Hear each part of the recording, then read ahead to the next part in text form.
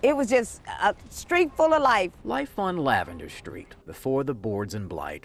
Lisa Glenn remembers with a smile. Was a whole street full of people on this here street. And then after all the contamination explosion, half of the people, all of the people died of cancer, to be honest. Including Miss Lucille, her mother, in 2005. The train tracks that criss and cross parts of the North Side, neighbors say, offer a clue as to why. A secret hiding under the ground. Our neighborhood is contaminated from Union Pacific. Sandra Edwards lost her grandfather, Johnny, in 2010. For years, the railroad, now owned by Union Pacific, used creosote, a cancer-causing chemical, to treat wooden ties along the track.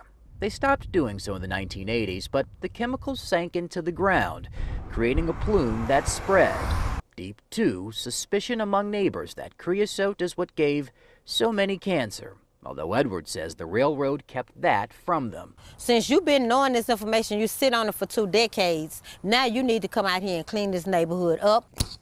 This report by the Texas Department of State Health Services identifies a cancer cluster in 5th Ward Kashmere Gardens area as compared to cancer rates statewide. It's high, say state health officials, which analyzed data over a 17-year period from the Texas Cancer Registry. Quote, lung and bronchus, esophagus, and larynx cancers were statistically significantly greater than expected.